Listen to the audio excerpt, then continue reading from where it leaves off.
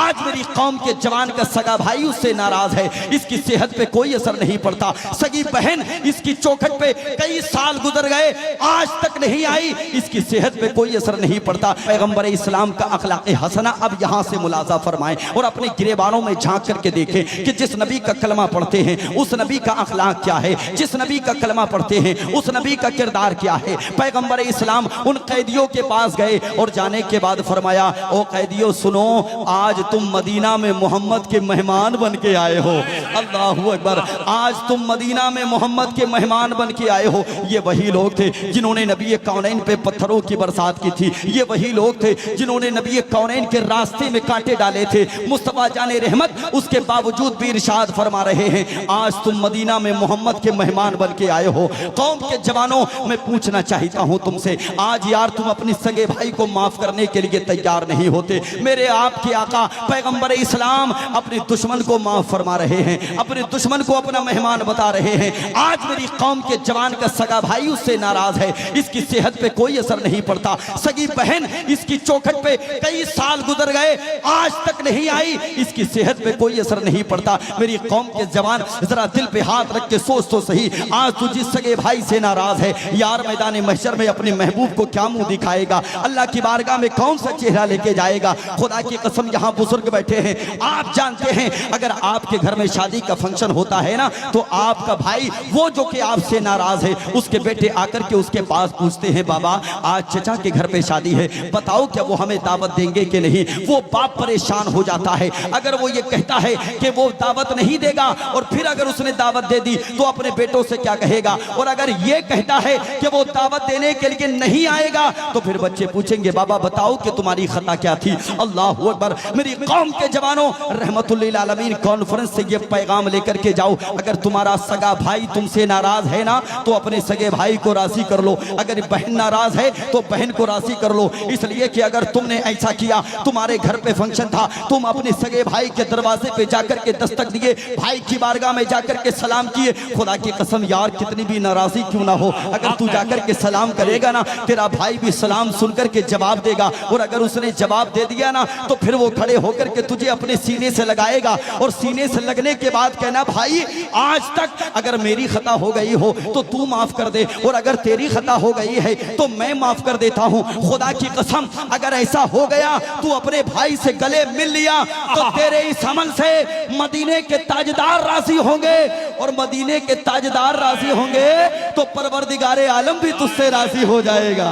नारे तकबीर, नारे रिसालत, पैगाने गौसे आज़म, मसलके आला हजरत, पैगामे मज़हबे इस्लाम, इश्क मोहब्बत, इश्क मोहब्बत। वाह वाह वाह वाह, क्या हाँ, मुस्तफा जाने रहमत ने क्या फरमाया, फरमाया आज तुम मदीना में मोहम्मद के मेहमान बन के आए हो। अल्लाहु अकबर, अल्लाहु अकबर, आज तुम मदीना में मोहम्मद के, जोर से बोले, जोर से बोले, मोहम्मद के, जोर से बोले, मोहम्मद के मेहमान बन के आए हो।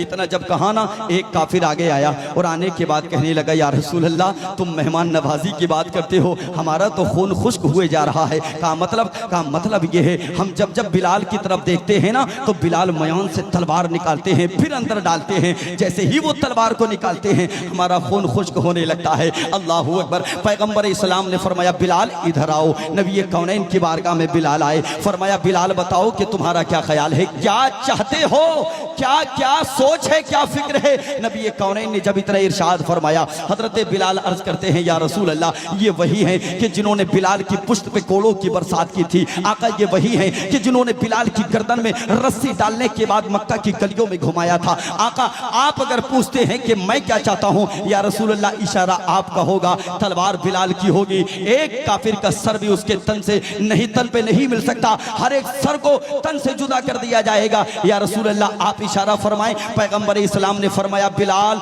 ये तुम्हारी सोच है, ये तुम्हारा फैसला है, अब मोहम्मद का फैसला सुनो। पैगंबर इस्लाम ने फरमाया, बिलाल तुम्हारे पास दो रास्ते हैं, या तो बदला लेकर के अपनी हवस मिटा लो, या फिर मोहम्मद की मोहब्बत हासिल कर लो। अल्लाहू अकबर। इतना कहना था, जैसे ही इतना हजरत बिलाल ने सुना ना, आंखें अश्कबार हो गई। पैगंबर इस्लाम के आशिक सादिक ने अपनी तलवार को उठाया, मुस्तफा करीम के कदमों में डाला और अपनी कमीज को उतारा उतारा। उतारने के बाद अर्ज किया या रसूल अल्लाह, देखेंगे जख्म जो मेरी पुश्त पे है ना, इसके जख्मों के निशान भी आज तक मौजूद हैं। या रसूल अल्लाह, जो इन जालिमों ने दिए थे, जो इन कुफ्फारे मक्का ने दिए थे, आका वो निशानात आज तक भी बाकी हैं, मैं भूला नहीं हूँ। लेकिन या रसूल अल्लाह, अगर आप मेरी निगाहों के सामने दो अक्षर लगते हैं कि एक बदला ले लिया जाए और दूसरा मोहम्मद की मोहब्बत हासिल कर ली जाए, या रसूल अल्लाह आप हुक्म फरमाएं, बिलाल इन काफिरों के सामने फिर से जाएगा, आप जिससे कहेंगे बिलाल उससे फिर से कोड़े खाएगा। आका, बिलाल उफ ना करेगा, बल्कि मोहम्मद के नाम पे हजार जुल्म और सितम को भी माफ कर दिया जाएगा, मगर मोहम्मद के फरामीन को नहीं तोड़ा जाएगा। नारे तकबीर, नारे रिसालत, अखलाके मुस्तफा, शाने मुस्तफा, मोहब्बते मुस्तफा, मसलके आला हजरत, हजरत अल्लामा